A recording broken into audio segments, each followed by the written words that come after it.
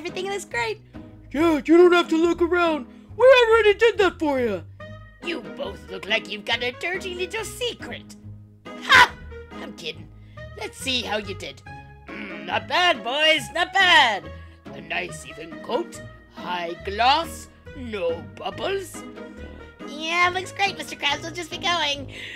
Flippin' fish fossils! Look what you did! Oh, we're sorry, Mr. Krabs. We're sorry. Please don't deput me. Don't deput me. Sorry? You dusted me knickknacks. That was really nice. Great Barrier Reef! What's this? It's not our fault, Mr. Krabs. We didn't do it on purpose. Accident! I don't want to be buttless. Oh, and I suppose the floor molding just painted itself on its own. That's what I call craftsmanship. Criminy Jim!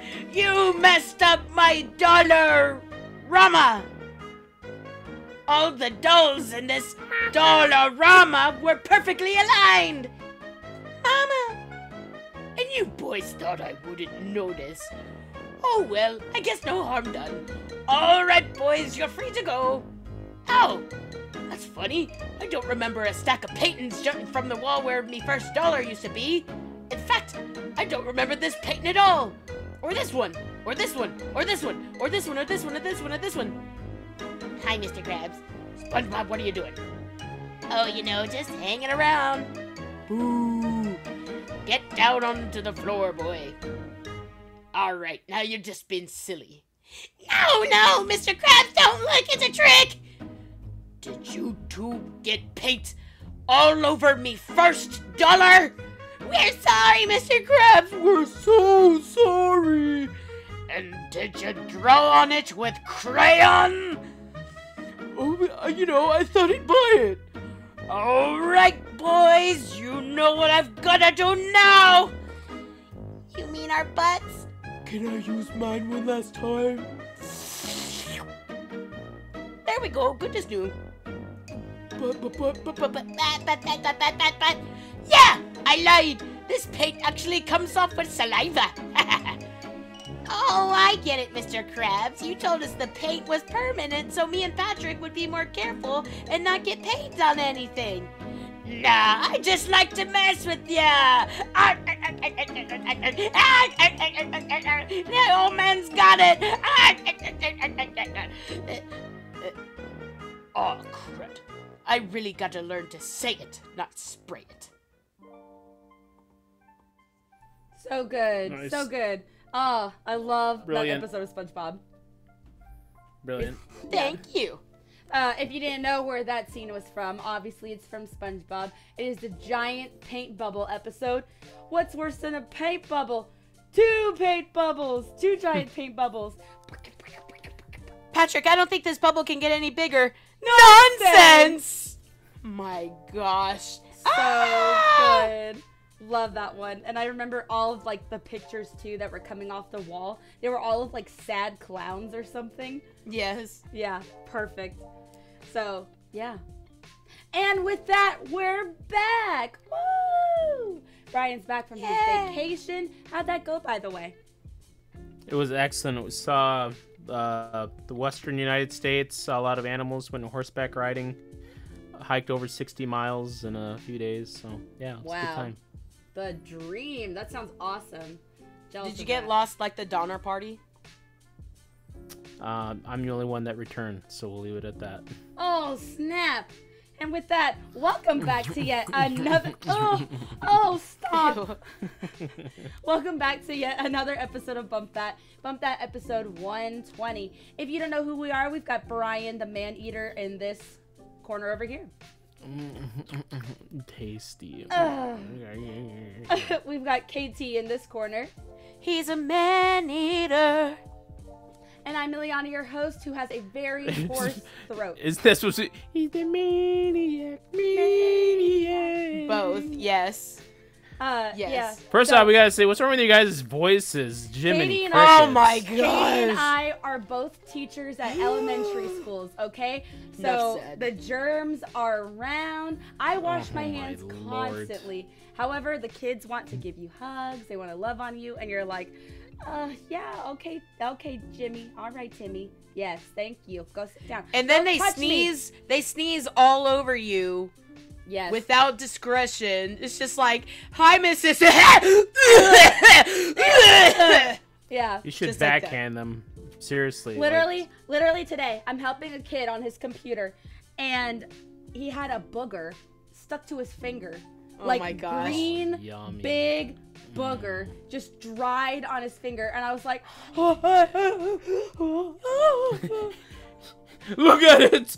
Look at it! Look at it! oh, it grossed me out. I still have it in my head. Anyways, we are siblings who have a love for all things nerdy, video games, movies, TV shows, all things of that sort, and decided to talk about it here on the internet with all of you people, and here you are listening. So, welcome. We have quite the sick episode for you this week. No pun So intended. Oh, my Lord. All right. So, I'm so excited that we're doing this. The chunk this week is Hoodwink discussion, okay? If you've never seen Hoodwinked, I don't know, go watch the movie first and then come back, okay? Because I need you to understand this movie. Well, where's it currently streaming on? You gotta let the people know and be like... I think it's on Netflix. I thought it was on Netflix for a while. I actually don't know if it's still there. And also, this is finally a week that we didn't do a Shrek 2 opening. Yes. And I finally did watch Shrek 2. I think we've done the whole movie by now. I finally watched Shrek 2. Yeah, I think so. But, yeah, so. Katie and I will have a hoarse voice for this episode, and maybe it will... yeah, exactly. Maybe it'll add some laughs to it. But, yes, Hoodwinked will be the chunk tonight, so stay tuned for that. I'm super excited to talk about that masterpiece of a movie. But before we do that, let's go ahead and get into some news. So, are you guys watching Ahsoka on Disney Plus? Because I'm not. No, I know I should be, but I've not had time to breathe lately. Yeah. It's been really difficult. I got back from our trip and literally just working. So I've been home and I haven't really been watching anything on Disney Plus recently. Nothing's drawing me to it. I feel like Ahsoka would be fine, but that's why the numbers have been down. So yeah, it's like everybody was so hyped for Obi-Wan because Vader was going to be in there, but Ahsoka 50% lower audience tuning in than Obi-Wan. It's about the same as Mandalorian season premiere of season 3. Was that the last season that just came I don't know, out? it's kind of like, why would you release the show like right here at the end of summer when school's... I don't know. Yeah, everybody's back to work and busy and getting back into the swing of things. You do have I Labor feel like, Day coming up. Why don't you open it up why don't you open up like after Labor Day then, when there's like a full schedule? Everybody is. Yeah, or like everybody's back the only thing that I can think of is that spooky season is coming, and so everybody's gonna be paying attention to like October-based movies and television, and that's what everybody's gonna be tuning into. That's a good point. I don't know who is really dying for this show, who the demographic is for this show. Now, is it supposed to be girls or anybody? I think it'll be anybody. I'm actually kind of bummed that I haven't had an opportunity to watch this because Ahsoka is such a really cool character. Yeah. She was in the Clone Wars. She was really featured in the Clone Wars, the animated series. And it's fun to watch her interact with Anakin. They have a fun relationship. And so it should be a fun show, very interesting. But I just haven't had a chance to watch it. I think too that Ahsoka is a character. If you never watch Clone Wars, if you never watch Star Wars Rebels, you're kind of removed from that character. This is definitely, I mean, other than Andor, like this is a character that has nothing to do with like the original trilogy. They introduced her in Mandalorian, or was it Obi-Wan? She was in Mandalorian season 2. Yeah. Rosario Dawson taking over as the live action Ahsoka. Yeah. Tano, and I right? liked her character there. She seemed very interesting and wise as well, and I liked that. But I don't know. Disney Plus is not pulling me in right now. And maybe because of all the drama that's going on, I've kind of removed myself from Disney Plus a little bit. Maybe that's it for me, and maybe that's it for a lot of people. I'm not sure, but I haven't really heard anybody talking about Ahsoka, unfortunately. Based off of our listeners' comments in recent videos, there are some spicy takes. Yeah. You guys have some spicy takes about Ahsoka, Disney. or just about Disney and Disney Plus in general. Yeah. Keep them coming, because I'm curious to know your guys' opinions. I mean, I read one comment that said that it was kind of cringy Hollywood right now, and I'm like, it's true. It is really cringy to watch all of what's going on, and like these actors talking the way they are. It's like, ooh. Actually, we had a chance to watch like some Disney Plus on the vacation. So the movies that we watched were not anything new or recent. We watched Toy Story 4 and we watched Finding Dory. Those are probably like the newest ones. Yeah. Which are not new at all now. No, they're not new. They're really well-made sequels. Yeah. And I mean, we had a good time watching those, but I mean, it kind of tells you how it is. Anything original has to be good. It has to just be excellent right out the boat. Otherwise, people are just going to go back to watching Toy Stories. Cause they're going to start watching the old ones again. They're not going to be watching the new stuff. People are going to be like, okay. Then we started watching Incredibles 2, and we're like, yeah, let's go back to old reliable Incredibles, Finding Nemo, Finding Dory, Toy Story. Like, can't go wrong there. This is... Yeah. I actually recently, I think on Friday, watched Cats Don't Dance for the first time, and it cracked me up. I watched that the other day with Fidel. So funny. It is so good. Did you watch it on YouTube?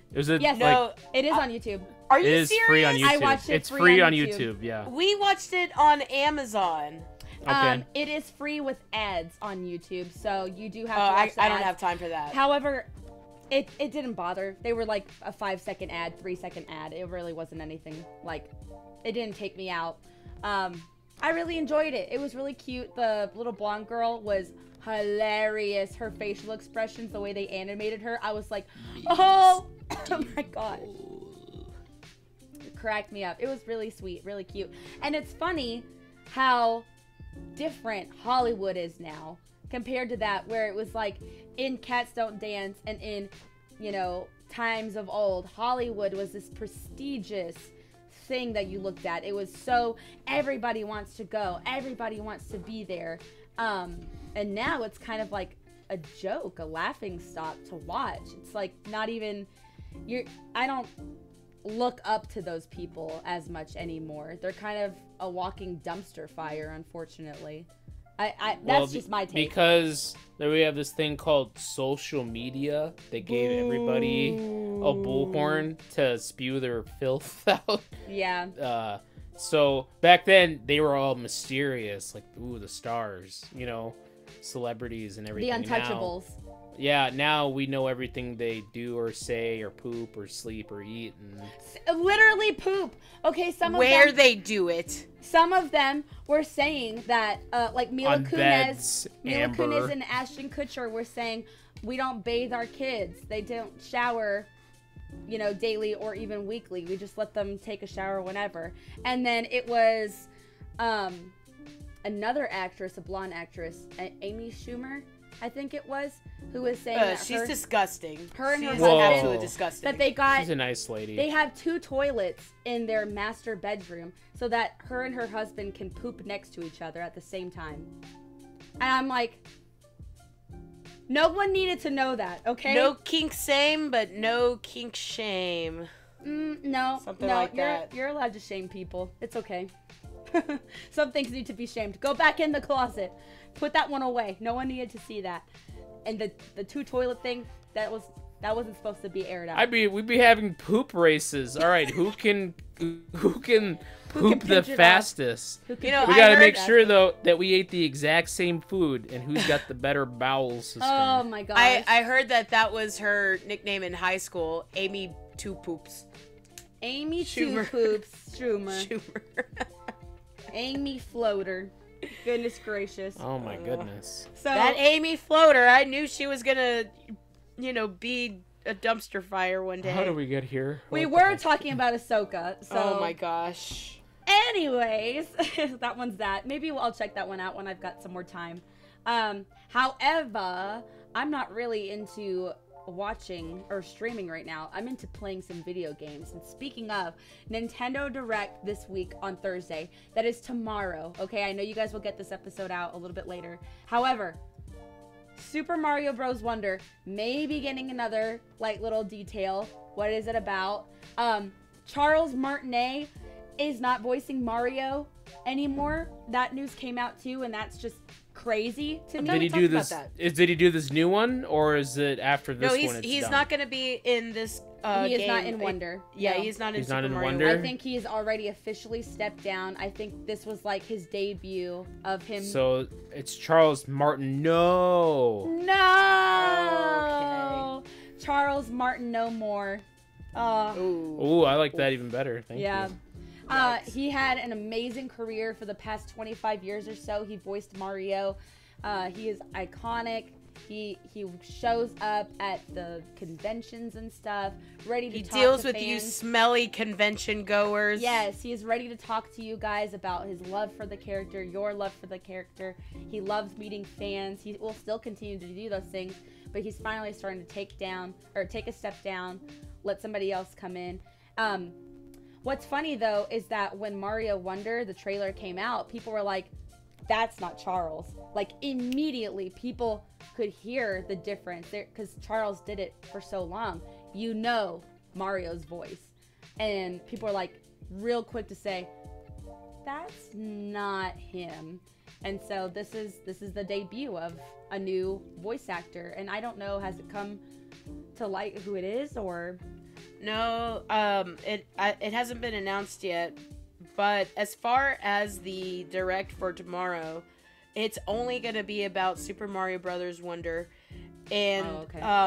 yeah, that's all it is about. It's all about, okay. So it's not even a direct, it's just a... Well, they're calling it a direct, but it's focused solely on this game, and I'm interested to watch it because the very first time I saw the game, there's something off about it to me. Yes, it's a completely different animation style. Yeah, but I mean, besides that, there's something off-putting for me. I can't put my finger on it as to why, because Your finger's gonna go right through pudding. oh my lord. Woo! Oh my. Woo! Patrick, get fired. Woo! I don't even work Anyway, here. there's something, just. I don't know what it is, and I'm hoping that tomorrow I can get a little clarification and maybe answer my own question as to why this is just rubbing me the wrong way. Not that it doesn't look like a good game, but it looks so completely different from the other 2D Marios. I think that's maybe what it is. I wouldn't say it's... it looks so far looks very removed. much like the other ones. I don't think so. Same streamline, okay, it's a 2D side scroller with a 3D character model type thing. However, it is a different art style. It's a different animation style. There's more character animation. There's a new voice actor, new weird wonder. It's Mario Weird, as Arlo would call it. I think the colors are definitely a little bit more Muted. Not muted, just a different palette. Yeah, it's There's almost even like a overlay texture over like- everything. like paint, Yeah.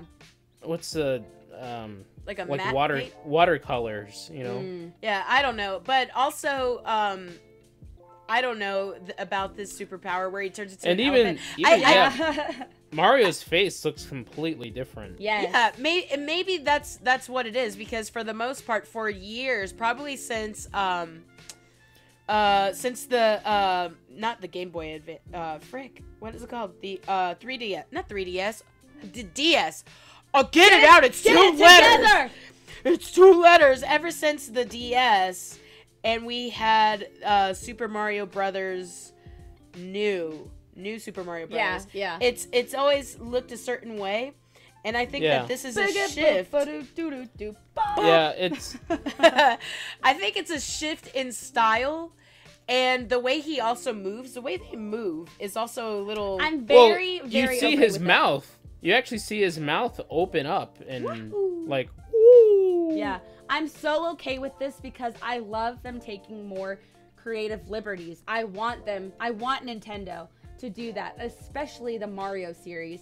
We've heard it time and time again, especially from another account, another YouTuber, Arlo. He talks so heavily about how Paper Mario is this amazing RPG game. However, the Nintendo company, especially the Mario producers or whatever, they won't take liberties in creating characters with names. They can't give Toad a different outfit. They can't make it this is a different Toad, you know, like how they did with the old games in Mario RPG. So I'm hoping that they take the stick out of their butt and like have a little more fun with it. I know it's a beloved IP. I know they don't want to ruin it, that they have to be careful. However, the audience is begging for something more than just Mario, Luigi, Toad, Bowser, you know? They want more oomph.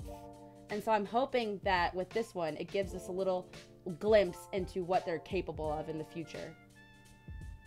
And not just this game, but I read today, actually right before we were recording, that apparently the brand new console from Nintendo has been shown off at Gamescom behind closed doors. Whoa, that's huge. Yeah. So look out for new reports of this.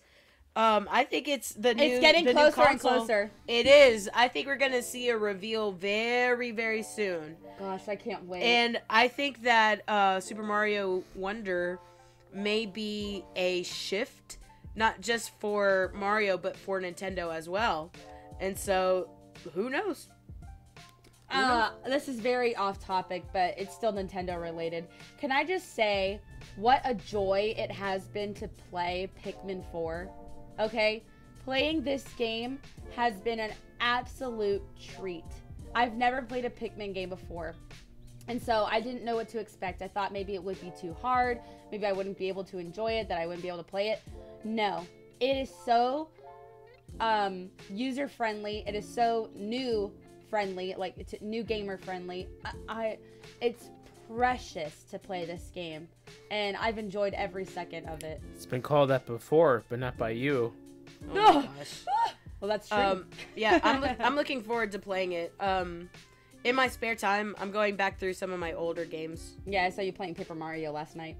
It's so good. Listen, on my soapbox. Origami King. If you've not picked up this game and you love RPGs, just do it. Forget what anybody else is saying. This game is a gem. And it's so fun and so funny and lighthearted and touching moments. It is a fun game. Go get that. I will die on that hill. Rant over. Rant over. Let's keep moving on. All right. So, Brian, you're going to have to help me with this name. Okay. Yeah, you go ahead. David. All right, yeah. So, there's just been all this news about David Ayer. He was the guy that, Hollywood director. He did the original Suicide Squad that came out 2018. I think that's when that came out. Apparently, there's an unofficial director's cut that is out there in Warner Brothers, and one day maybe they'll release it. But apparently, were you guys big fans of the Suicide Squad? I actually have never seen it. I read the comic, the graphic novel, but Okay. I've not seen the movie because I just didn't care to. Okay, I know, like, in Justice League Unlimited, there's, like, this whole 2-episode arc where they have a Suicide Squad. Yeah. Joker They and have Harley that Quinn weird. They're not in it, but it's so good. They have It's that weird excellent. thing at the very end with Joker and Batman. Yeah, where they're in like this wasteland or something. Was that in? That's you're thinking of Batman v Snyder's. Superman. Yeah. No, that was Zack Snyder's director's cut at the very end before they cut to him being at the cabin. Yeah, it's Batman v Superman, bro. No, it's not. I've never seen that before. Okay, and then maybe it's part of Justice League Snyder Cut. Yeah. Yeah. So that's like the only thing I've ever seen of Suicide Squad. Anyways, so when Suicide Squad came out, because Batman v Superman was just so bad, not a great movie at all, the studio Warner Brothers really changed up his take on the movie. It was supposed to be more serious and Dark Knight-esque, you know, more like that. And it ended up being, because Deadpool was really, really popular, Deadpool was just huge, they wanted to make it more like Deadpool. And so they changed up his entire movie. And it still got really, really bad reviews regardless. Yikes. I was wondering to see, and he said he took that pretty hard, that nobody liked it. It does have its cult fans out there. But there's a lot of it that didn't work. I mean, it was one of those movies that made Margot Robbie, future Barbie, a star. So and we'll talk more about Harley Quinn later. Oh my gosh, that's gonna be her biography title. Margot Robbie, future Barbie. oh my gosh. Yes. She is a Barbie. So this cut hasn't come to light at all. But it's just like the Snyder Cut, where fans were like, we want the Snyder Cut. We want the Snyder Cut. And then it was released. And then it got released to whatever acclaim it did. And now people are like, when are we going to see the David Ayer Suicide Squad cut? Because maybe it'll make a big difference. And the movie was supposed to be huge, too. It did pretty well at the box office because it did have Will Smith. It had Jared Leto's Joker, which is probably the worst Joker of all time. That's the thing. Like, people saw it, but they didn't like it, you know? There are people that liked it. I know a lot of people that really liked it. I did not like it whatsoever. From what I heard, a lot of people disliked it. I heard maybe like, it's the 2 out of 10 people. It wasn't well made. And it just had it was just all over the place. It had 2 intro titles. 5 minutes into the movie, Suicide Squad. 20 minutes later into the movie, another title, Suicide Squad. What? Doesn't make any sense. That's weird. Yeah. Well, maybe they'll come to the light of day. If you guys ever want to see a entertainingly bad movie, watch Suicide Squad. So it was supposed to be the big one. Sign me up for one of those nights with you and Fidel, so that we can watch Suicide Squad. And that's okay. That'll be a pee your pants time for that. Yeah. Point and laugh. Brian will get this one. One of the movies that we have on our list, between me, Wesley, and Fidel, is watching Top Secret. Brian, do you remember that movie? Yeah, I own it on DVD. Love it.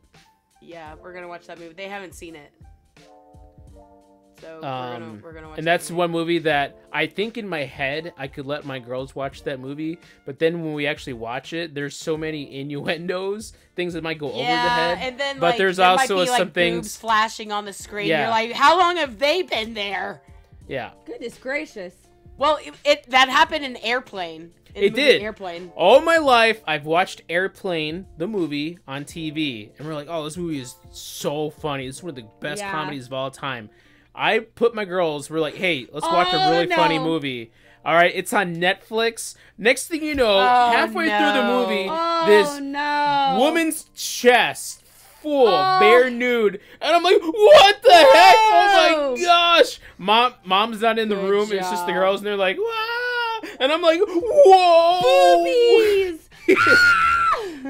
Pandemonium. Right? At least it wasn't man junk. You know? No, that's the thing about adult films for some reason, or rated R, PG-13 films. It is never man junk. It is always a woman boob. Okay? It's always just a boobie that's being flashed somewhere. If anything, the only thing you'll ever see of a man is a nipple or his butt cheek. That's it. Okay? Even in we watched Dumb and Dumber when Sister Katie was here. Sister Katie, you're such a nun. Jim Carrey, he pulls up Mary Samsonite's dress up, and you see her naked booty. Yeah. And the girls were like, whoa! Whoa! Yeah, I watched way too many raunchy movies like that as a kid for some reason. I had no idea I had no idea that there was actually breast in the film. Breasticles on screen. Goodness gracious. We were talking about Suicide Squad. Well, no one else wants to talk about it. Not as good as Airplane or Top Secret. We'll put it that way. There you go. All right, so unfortunately, we're going to move back to Disney Plus. They are not moving forward with the first season of the Spiderwick. Spiderwick. I kept wanting to say Rick. Spider-Rick! I'm Pickle Rick! Okay, Spiderwick Chronicles, which had already finished filming the first season. Another show called Nautilus, a UK live-action Captain Nemo, 20,000 Leagues Under the Sea show is also being canceled, even after filming the first season. So is this all due to the writer block thing, or... No, I think Not what it writer's is block, writer's strike. Disney is hedging their bets. They put this money into these shows, and then they're like, you know what? These shows aren't going to be good, you know? And so other streamings, I think Paramount Plus is gonna take up the rights and be the streaming, but it's like Disney is putting all these money into these shows, and they're like, you know what, nobody's gonna watch this garbage. Nobody cares. Like, were you guys big Spider-Man Chronicles? No, I saw the movie. There was one movie with that, but there was also Charlie books Bucket. too, though. Yeah, right. It is. They are books. YA novels. Yeah. Get the heck out of here with that. I never read people the say books. YA novels. Like, shut up. What does dude. that Okay, mean? you literally just said that. We does that don't mean? know. Young adult. What do you mean you don't know? That's you. That's your generation that says that. Young adult books are just as good as adult novels. Okay. Sorry, I'm just now getting into reading. Okay, so and now I'm reading adult novels. So. Thank you. But no, for real, like nobody, not one person in this world said that's a consumer of media said, "Oh my gosh, guys, you know what I really think would make a great movie? Captain Nemo, 20,000 Leagues Under the Sea." And really, they did it. Well, even still, that makes it even worse because they were gonna make multiple episodes of this. But there was actually a Disney movie like in the 60s or 70s. Oh yeah. Nobody knows that one. Kirk Douglas. Yeah. Nobody. Everybody knows saw the it. title, but I don't know. Like, I never saw it, but I knew the title. I knew it was on Disney.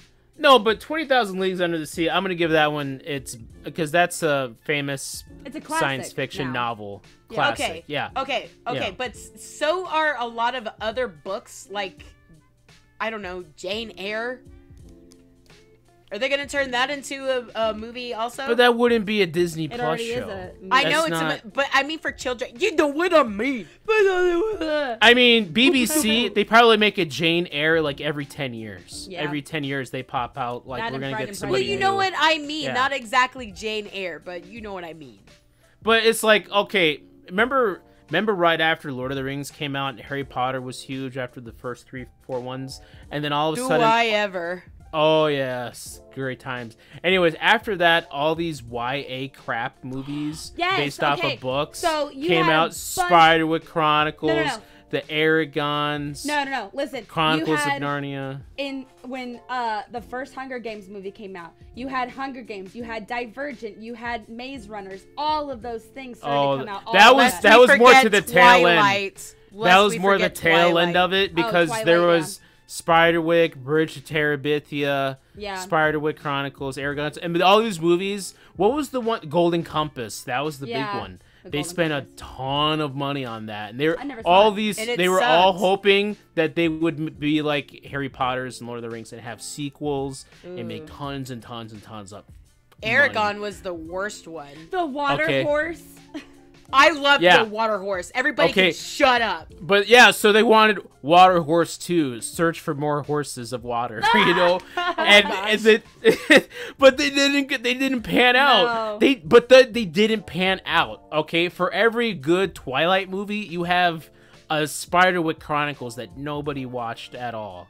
You know, so it's like, so why did it make you think like, oh, let's have another Spiderwick Chronicles?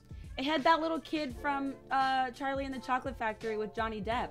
It was that little Freddie Highmore. whatever his name is. Charlie Buckets, the one kid that always looks sad. He was in the Spiderwick. It was a good movie. I liked it. I watched it when it was on TV or something like that. And I mean, it was fine, but it's not like something I would pay money to see nowadays. And I'm gonna talk more about this when we do in the chunk, but it's just crazy how Hollywood, the industry, when a few movies do good, they all have to like steal and try to do the same thing over, and it's never near as good as what they're trying to do again. Do you guys? I'll probably talk about this more in the chunk too. But do you remember around the time that Hoodwink came out that there was a movie called The Ant Bully? Yes. That's the one. You're spoiled. I was about to talk about. Oh my god. whoa. Okay, you know what? I'm not gonna steal Brian's thunder. Let us That move was on. my big bit for the Save chunk. it for the chunk. Let's go ahead. Brian already mentioned Harry Potter, so now that'll help me segue. Barbie surpasses Harry Potter and the Deathly Hallows Part 2 and will soon become the highest grossing Warner Brothers film of all time. I thought it don't already think- has. I don't think anybody thought it would do this well, though. No, which is nobody insane. thought it would do this big. I love what's happening here. It cracks me up. I think it's comical. Nobody thought, no industry expert out there thought that this movie would last this long in theaters, that people would still be returning to see it, and it would make this much However, money. great news for Gran Turismo. It beat Barbie this week at the box office, so that means it's starting to slow down, and now other movies are starting to take forward. That is I good. mean- I don't know what my take about Gran Turismo is just by looking at the trailers. But it only made like what, 19 million? It's not much of a win. I mean, it looks interesting, but I think it's like a dude bro film. I'm not kind of like, Well, eh. here's what it is. They're calling it Gran Turismo, in which in my mind I'm thinking of the video game. And I understand the premise of this movie, that there's a guy that played a lot of Gran Turismo and he races a car and it's based off a true story. But there's nothing really gripping to me about this story. In fact, I would prefer to see a video game adaptation dramatized of Gran Turismo. Not a based off a true story that nobody else is gonna watch. Yeah, we gotta be careful with these based on true stories now. Okay, we had the Tui family issued last week. We can't be doing this no more. Can't be doing this no more. We gotta be real careful. However, the guy who the story is based off of has been working closely with all of them, is like on the team, telling his story, sharing everything. No one cares. I think it's For real. it's cool, but like you said, there's nothing gripping. Like, what is the conflict that he's trying to overcome here, other than learn how to drive a race car? My dad doesn't want me to play video games. Boo! Neither does mine. Nobody's parents want them to play video games, and here we are. Playing video games. Aw, You sh- yeah. You should grow up to be a dentist, not a video game race car driver. You don't know my life. Oh man. So, what were we But I talking mean, about? Barbie though. Back to Barbie. Oh, yeah. I think it's gonna be in theaters for at least another month.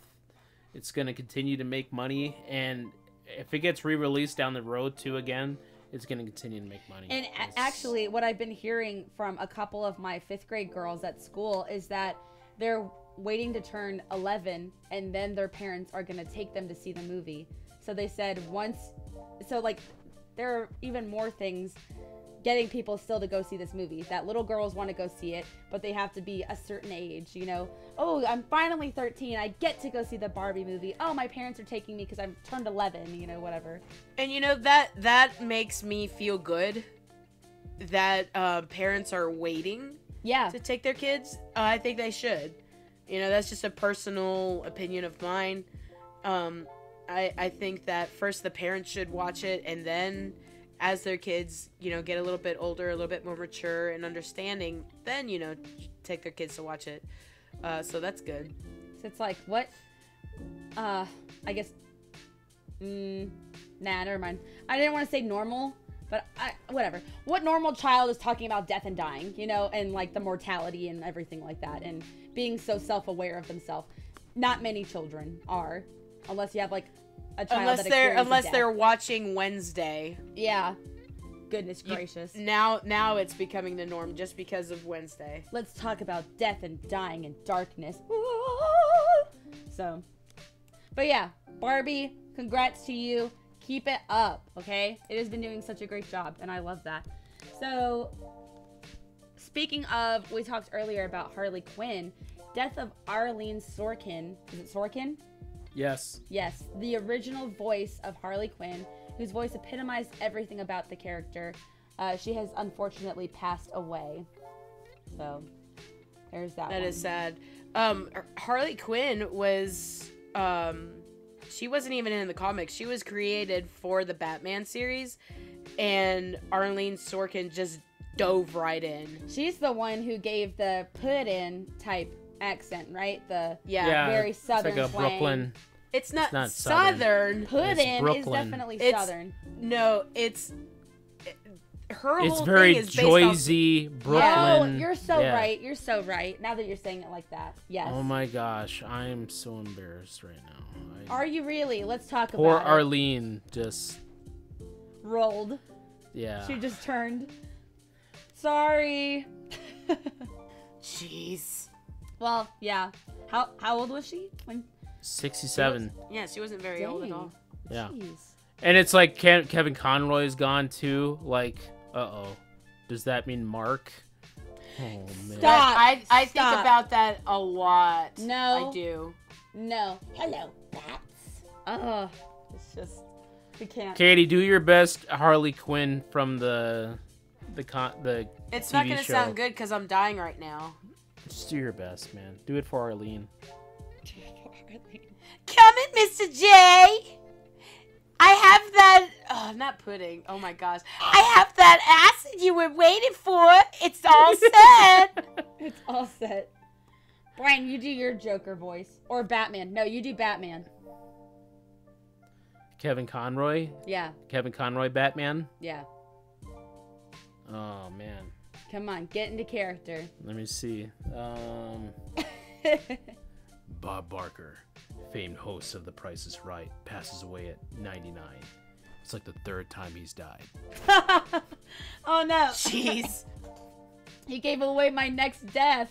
No. But yes, he is true. Bob Barker from The Price is Right passes away at 99. Dang. He got as close to $1 without going It's- over. And so when I saw this, I was like, I thought Didn't he this already guy died. die? Didn't he die? I thought he died like 5 years ago. And then before that, he died like 10 years ago. Seriously. I mean, rest in peace, but I was really like, oh, I didn't even know he was still alive. Yeah, you're I like, thought wait a he minute, died haven't a we- long time ago. Haven't we already been through this before? Maybe there were scares, because he is 99, so maybe there was like some, he's sick, Yeah. or I don't know, close to death. I'm not dead. Yeah. You're not fooling anyone. I feel happy. Hey, isn't there something you can do? Oh, thanks for that.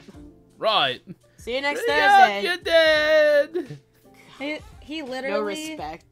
if he had just made it to December 12th, his birthday, he could have been 100. He was so close. Listen, nobody gets closer Than than Betty White. Yeah, freaking Betty White. Oh, she was right there. I remember, if you guys want to look up something really funny that's not supposed to be funny, look up Be careful. this lady, That's this my old. specialty. Just you Google like old lady named Flossie birthday or something, and you'll find like it's like this local news finds this lady who just turned like 107, and so they go visit her at her retirement home and everything. She's 107 years old. Okay, this woman is on borrowed time and everything, and pretty much the news crew comes in there. It's some perky ditzy news reporter. I They're found like, it. Flossie, how are you? How are you celebrating your birthday? And she's like, I'm tired. Is this? I Oh my just want gosh. to take a nap. That's all she wants to do. Man, when you get that old, yeah, literally half your life is just sleeping. You wake up. She turned I'm going to 110, and Oh, okay, yeah. her plan for birthday 110 was to nap in peace, eat one bite of cake, and chat with her inner circle. Oh my gosh. One bite of cake. Yes, one bite of cake. Well, at that point, you can see it going through her body. You take it, it's going through. It's taken 5 hours to digest and to be pooped out. And at that point, you know how people die when they reach that old? By pooping. Because of everything they gotta do when they poop, man. Next to the woman on the front page of the Spokesman Review this morning. This is Flossie Dickey, and check it out, folks. Flossie Dickey? Great name. Good Day Spokane coffee mug. She is enjoying some coffee. She does not look happy to be there. You say you're a little tired this morning, is that right? I am tired. She is very tired. That's actually, I've heard, your favorite activity to do at the center here is to take a little nap. Take a nap as many times as I can. As many times as She's ready to die. Take a nap. Flossie has 3 children. You have 12 grandchildren, 20 great-grandchildren, and 15 great-great-grandchildren. You sound like a very busy lady. Yes. She's just sitting there with a cup of tea, not moving, not looking at the woman at all. So busy. Oh my gosh, that's like Lefty from Powerpuff Girls. Yeah. Oh My hip! Yeah. Happy birthday, Flossie. Look, Flossie realizes that if she does more than she should, she will literally crumble into dust. Oh my gosh. Okay. Hey, speaking of elderly birthdays, today is our grandmother's birthday. Feliz en tu día, Oh, do we have to do a whole song? amiguita, que Dios te bendiga, que la paz en tu día, y que cumplas muchos más. Yay! Happy birthday, Mami Rosa. Mami Rosa is 91 years old today. I have used a picture of her in a Bump That episode before, and I zoomed in on her. She was just sitting there with her arms crossed, and it was the best thing ever. She was like Flossie, just like... Yeah, I on think her way to Flossie. There's a picture of Mami Rosa with her arms crossed at Nidia's birthday. I think it was Nidia turning 30. Our cousin Nidia was turning 30. That's the picture. And yeah, That's the we one took I it. used. Wesley took that picture, and Wesley's like, yeah, I'm just disappointed in everything going on here. Exactly. All this dancing and debauchery. Happy No. birthday! Woo! Yeah. So, gosh, sorry, Bob. Sorry, Arlene. Yeah. So let's talk about hoodwinked now. Welcome to the Chunk Zone. So chunky. All right, this is something that we've been wanting to do for a long time, and it's talk about the beloved movie that is so forgotten about, however, so quotable if you have seen it and beloved All right, you. but It's really quick before we let me set up Hoodwinked before we talk about it. So once upon a time. Wait. Ah. I have to set this up before you even tell the story. Oh, okay. Wait, before you even tell the story. This movie was so weird and out of left field. I saw it with my mom. Just the two of us. We saw it and we were about to pee our pants. It was so hilarious that we brought the entire rest of our family to see it the next day. Do you remember that? I don't know if I saw it in theaters. I thought I saw it on video or DVD. You should have been there. We took everybody out. You were still here in Georgia. Yeah, I know. I remember seeing it there a bunch of times. I think you came with us to the theater to see it, but that was the story of how all of this began. All right, continue. All right. So, back in the year 2000, there's this movie that came out called Shrek. Okay? Shrek was popular, okay, because it totally skewered Disney, made fun of Disney, and was its own thing with lots of heart. That was in 2000. 4 years later, a certain movie called Shrek 2 comes out, and that made $400 million at the domestic box office. It was the biggest movie of the year. Literally everybody and their grandmother saw Shrek 2. I'm saying everybody. Everybody saw Shrek 2. If you didn't see it, you're living under a rock or you're Amish, okay? Even Mennonites saw it. It was that popular, okay? And then right after that, right after Shrek 2 came out, there was a whole deluge of all these, just like how the youth, young adult films, fantasy films, they came out right after Harry Potter and Lord of the Rings. They tried to bandwagon onto that. There was all these cheap movies, cheap CGI fantasy films that came out. So here's a few of them that also came out around the time of Hoodwinked. Let's see if you guys... Alpha and Omega, Planet 51, Sherlock Gnomes, Happily Never After 1 and 2, okay? The Ant Bully, Romeo and Juliet, Open Season, Arthur and the Invisibles, The Tale of Despero. All these movies are trying to just bandwagon. Let's see, we got a few more. Space Chimps, Over the Hedge, Igor. Let's see, The Wild.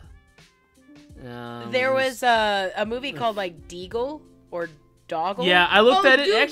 Dougal. It was so bad. I'm looking at it, and it actually has a different title. It's The Magic Roundabout. No, Dougal.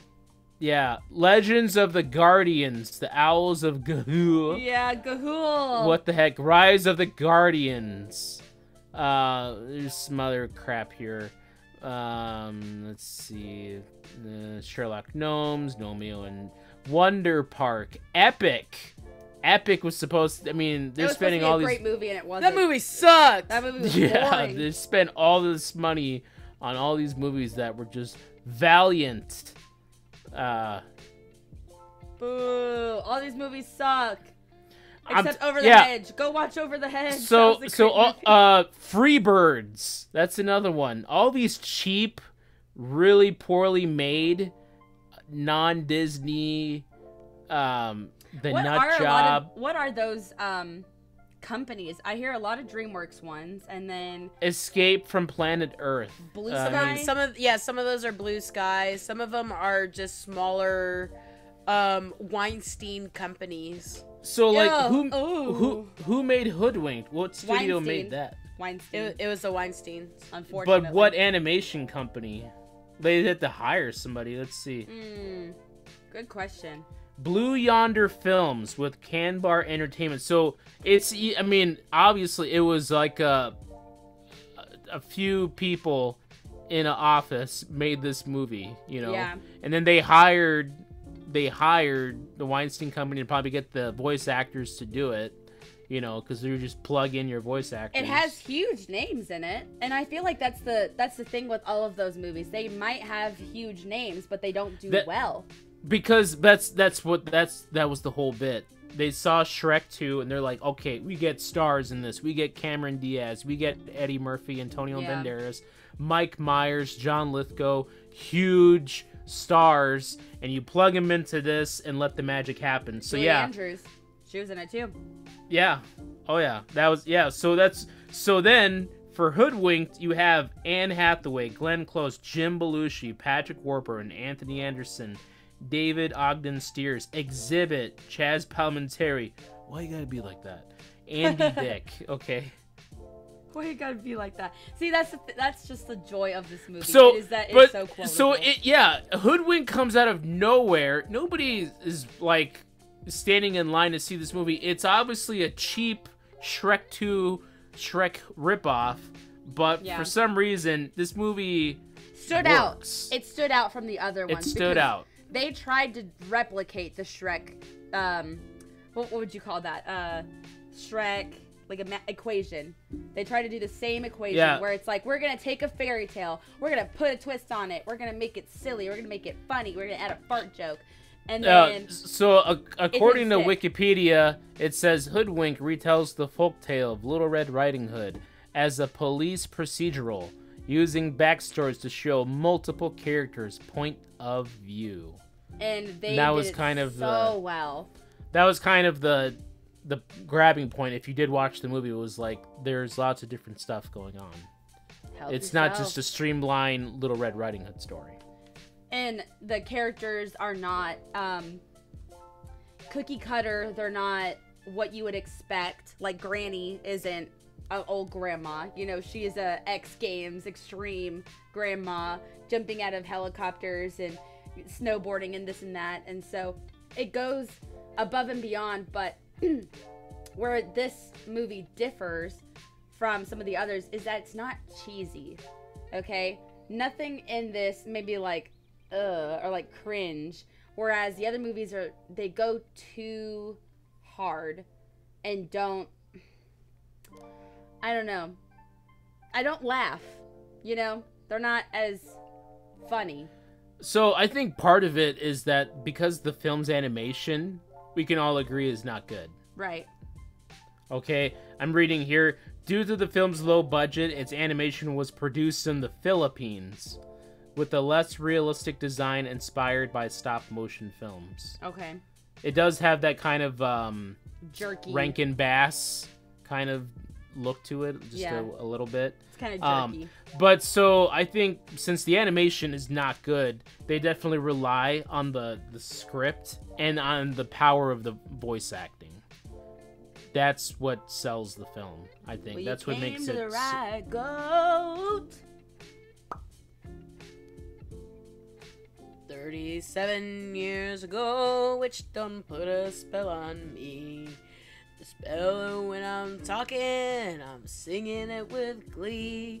When you're on a mountain, there's much to be afeared. That's why this hero mountain goat's prepared. So what I also love about this movie is that the jokes that they make happen quickly. They don't linger in it. They don't want you to think too much on it. They want it to be quick, snappy, funny little jab. So I'm thinking about when the woodsman is singing Schnitzel. The little kids are really ugly looking, and that's hilarious within itself. And yeah, then they're all Bob- like fat little stubby kids. Yeah, with like these really yucky looking noses. And then, you know, he's singing and they're flashing these kids doing something really quickly, and then it just pops up to one shoving the schnitzel in his nose. And it's real quick. And if you were paying attention, you saw it and you laughed because you're like, oh my goodness, where are these kids' parents? But I think, too, do you think if you were to show this movie just a random person on the street, they'd be like, oh, this is great? Or do you think this movie is honestly, like, why is sister laughing? I don't know. She's laughing at herself. She is. She's not even engaging with the Not paying discussion. attention. Here's why. Okay, so I'm listening, but I'm also playing the recorder. And I was like this.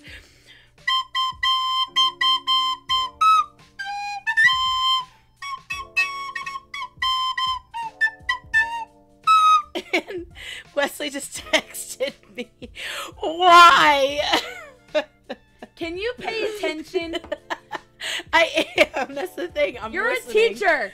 Stop I'm it. listening. I'm listening. Oh my goodness, that's so funny. But yeah, do you think that it's because our family tends to love silly, goofy, innocent humor? No. Us? No, I wouldn't even say never. that's that, because my sister-in-law, who I would say is a little bit harder to please with like goofy stuff, like it's a little, she doesn't just take the easy way out where it's like, oh, fart joke, you know, just because it's a fart joke. It's got to be clever. It has to be written well.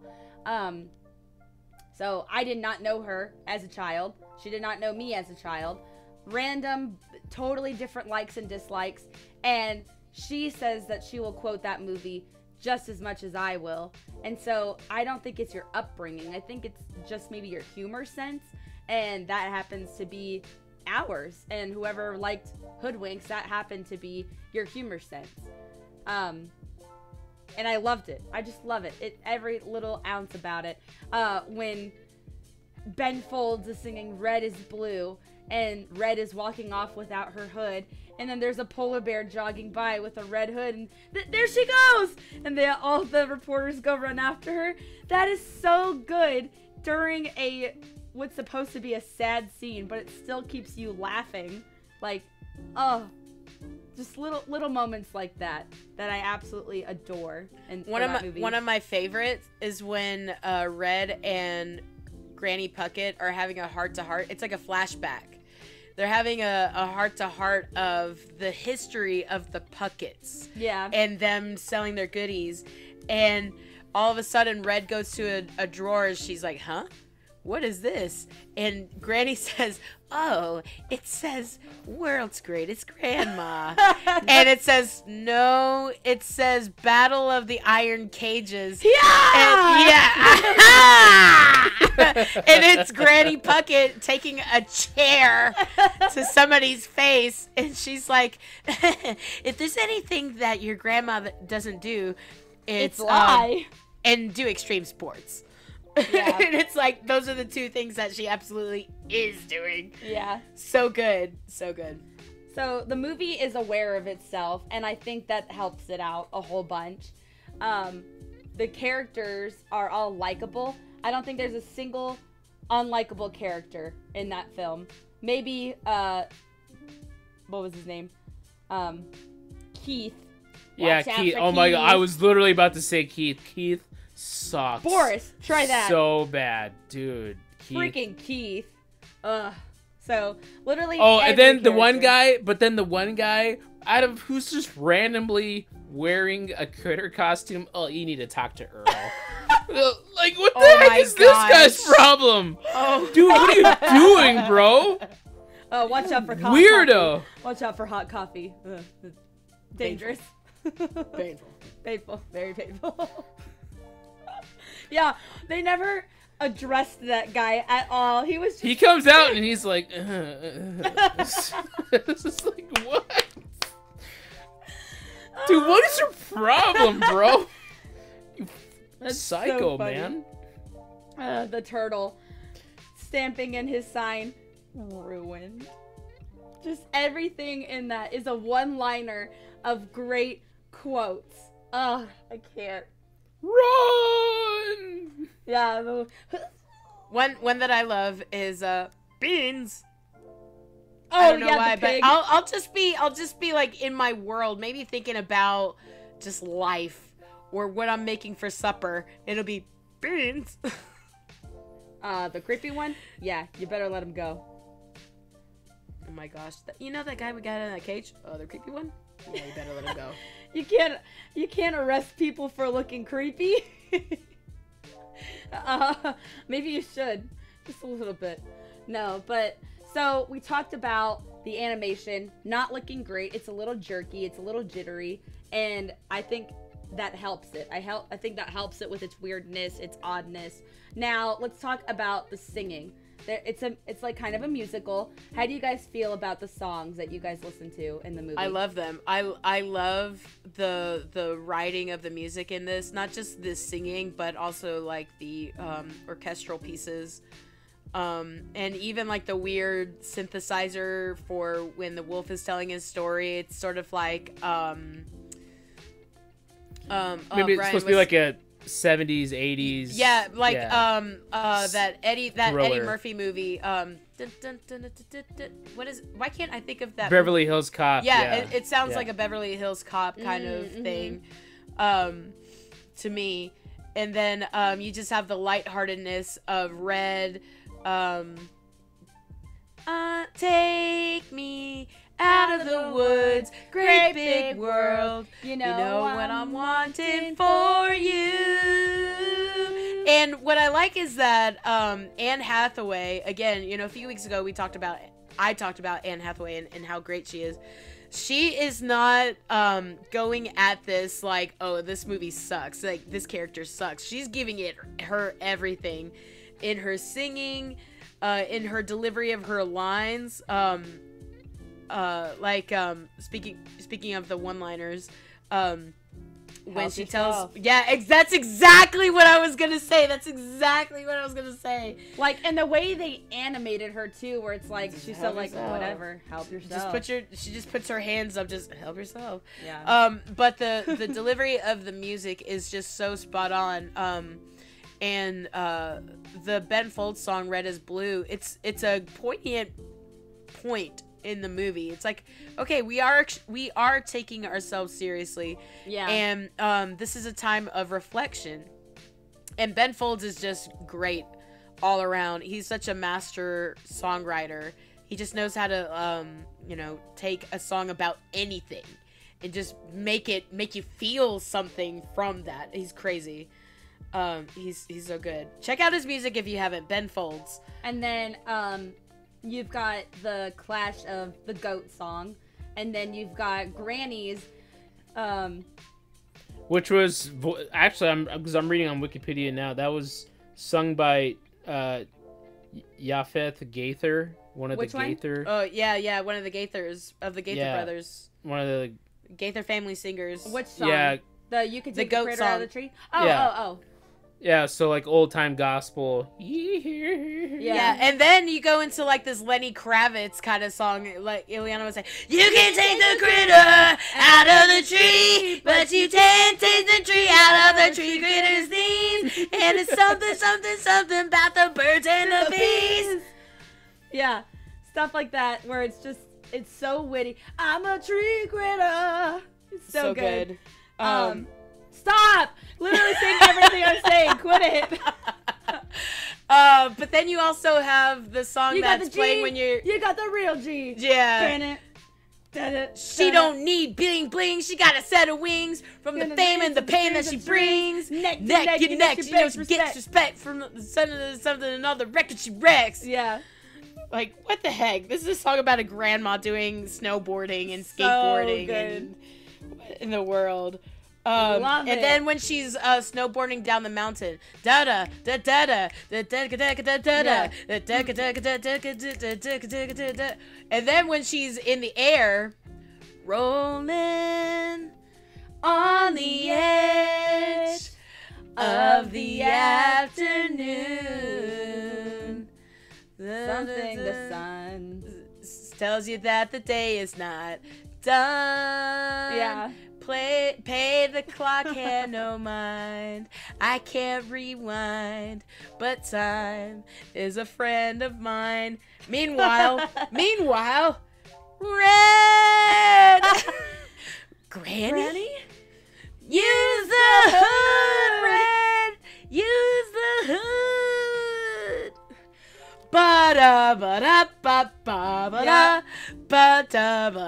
Such a happy-go-lucky film.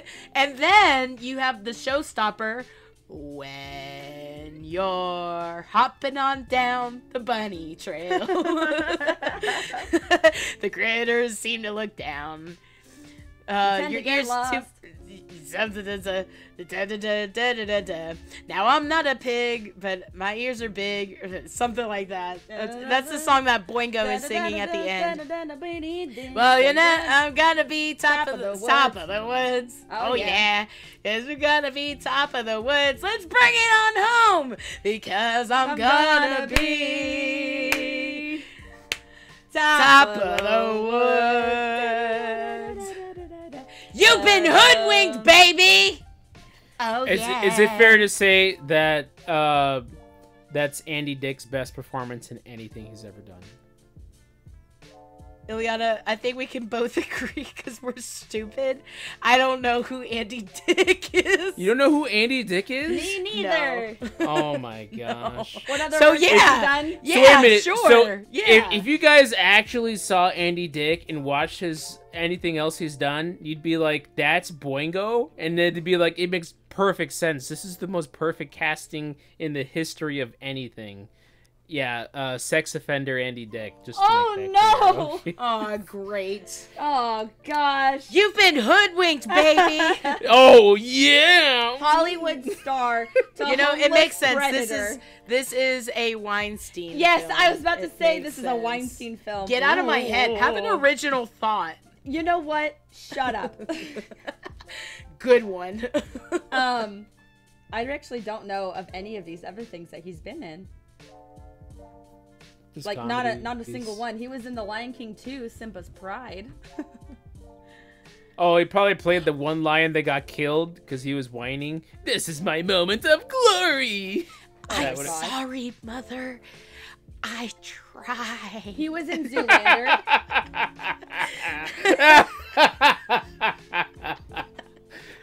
Die. You suck, dude. God, I wanted to just smack that lion in the face. I don't remember that movie at So all. I'm annoying. surprised you guys do. Oh, for some reason, when that movie came out on VHS, I was like, this is... Because, you know, this is like 10-year-old KT. I was like, oh my god, Lion I King just finished 2. it. I just finished it, but I'm going to watch it again right now. Let's Lion rewind King it. 2 was supposed to be the greatest thing of all time. It came out okay? in 1998. Yeah, and it, Yeah, I was and 9 years old. When you realize now, you're like, this is the biggest failure that Yeah. anybody has You guys ever like done. that? That Now- lion? Ew. Yes. It But was- now the opening song, it's actually very popular and it's on the Broadway show. Well, it was originally from the Broadway show. Tofu. Ugh. Well, I don't It know. was in the Broadway show before there was a Lion King 2. I didn't know that. See, we What's wrong learned with you? something on this show. We're so, So, educated. yes, I will have to say that this was his best performance out of all Yeah. of them. This was And, the yeah, one. no, Boingonium was Andy Dick's best performance he's ever done. Yes. If anything in his life. Boingonium. Patrick Warburton would move on to being the cop guy in Family Guy. Yes. You know, no, what's his he'd name? been Joe.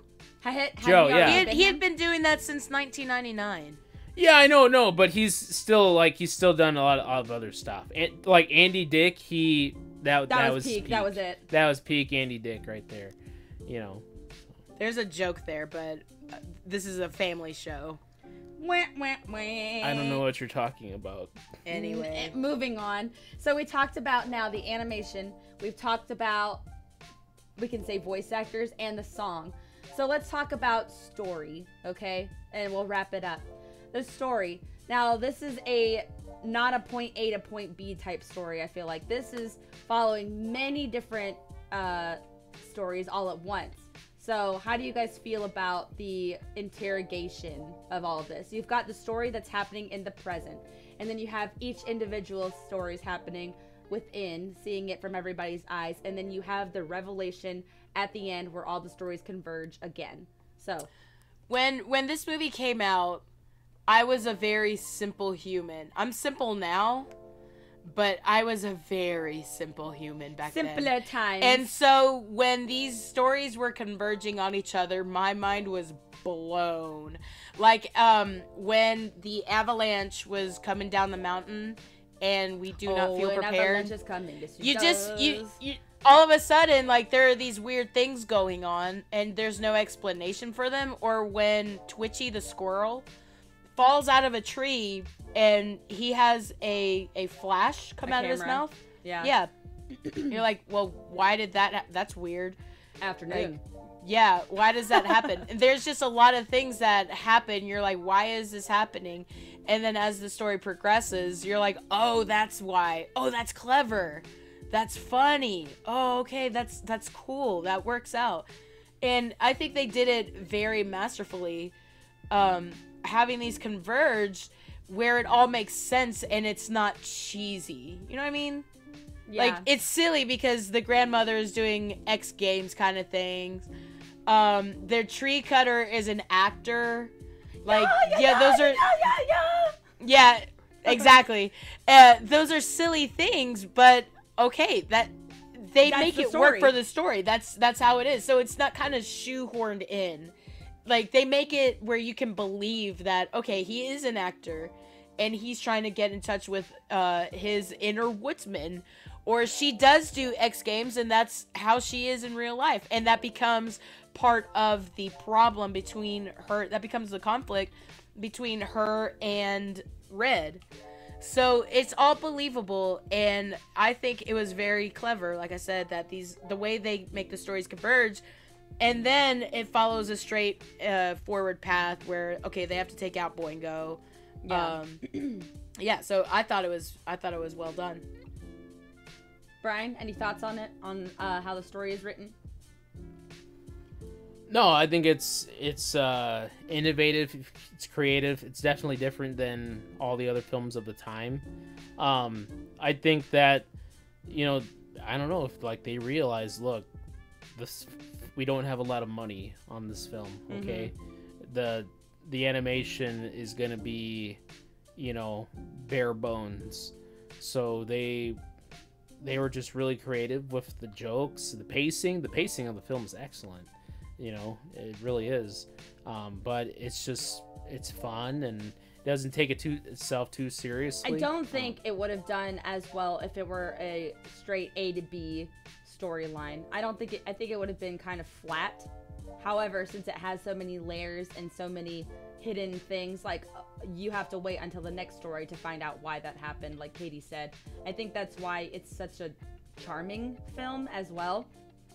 Also, just the characters make it very charming. Like, you have your crew, the ones who are being interrogated, you've got the woodsman, you've got Red, you've got Granny, and you've got the wolf and Twitchy. But then you also have the bear and Flipper, who are not, and Boingo. Go Flippers! Go Flippers! Yes, they're not from an original fairy tale, but they also have so much character outside of just what you're seeing on screen. It feels like those characters truly have a history, and so they're a real person instead of just this character that's written for this scene. Like, these are people type of thing, that they have depth, and that's what I appreciated about that as well.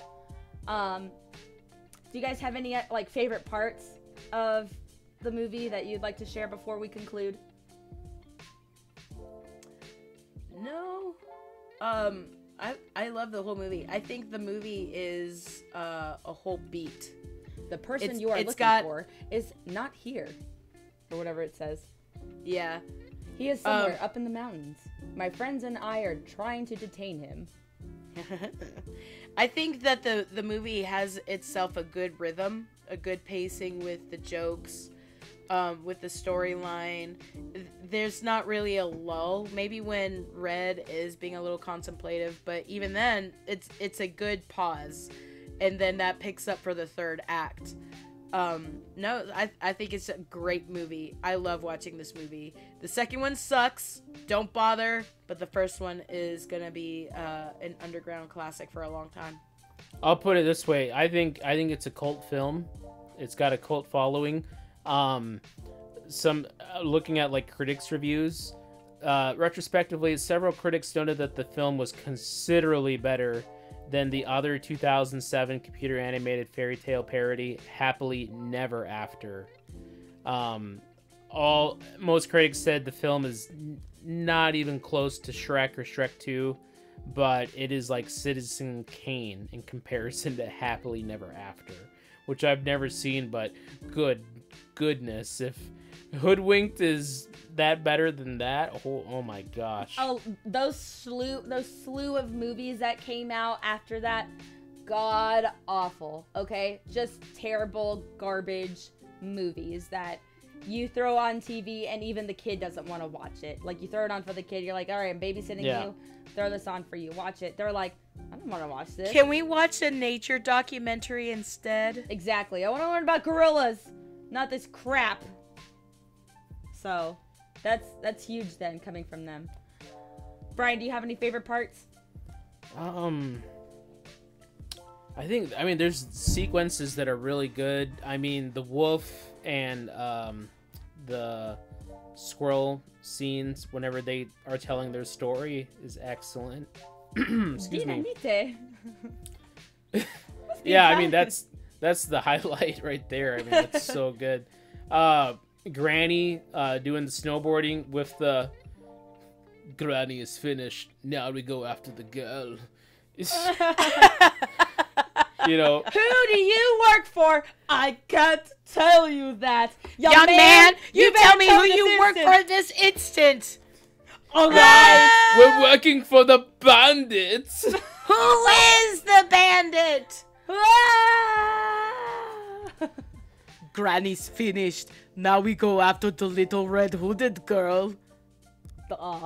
Yeah. Red! So, yeah, Granny's all that stuff is just too much, you know. Sometimes it's just the animation is so bad. Yeah. And it just looks so funny when they're dancing. It just looks so bad, but it's just so funny at the same time. It's almost like watching adult animation at like 11 o'clock at night, and it's really crappy, but it's for kids this time. But it's so still has that imagine adult if animation you style. Imagine if you smoked some nice pot right before this and watch this movie. You're just totally baked. Bump That does not condone the use of any illegal substances. It's not illegal anymore. Anyways. Ileana just looked like the zebra guy. Or I'm just like, Ty, give it up. You know. Okay. Snickadickety doo. Oh my gosh. I bought you kids some snickerdoodles. Ty! Yeah. So if you have not Book seen... 'em. Exhibit as the sheriff or the main cop. Yeah. Just you know. book them. Just want to go home and hibernate. Hold the anger, Fuzzy Wuzzy. Something like that. Anyways, if you have not seen Hoodwinked, go ahead, go give it a watch. You were supposed to do that before getting to this part, dang it. But if you've finally seen it, we want to hear what you have to think or what you have to say about it down in the comments. Let us know how you feel about this movie. What are some of your favorite parts? Did you dislike it? Were you like really off-put by it? I would love to know if somebody actually doesn't like it. Let us know down in the comments. Please give this episode a thumbs up. Tell your friends to subscribe. Let us know down in the comments what you thought about the news. Okay, we're super excited about that Nintendo Direct. We can't wait to find out. And that will conclude this week's episode of Bump That. We've got Brian in this corner. They painted the directions on an Easter egg. It's really Very hard to read. We've got KT in this corner.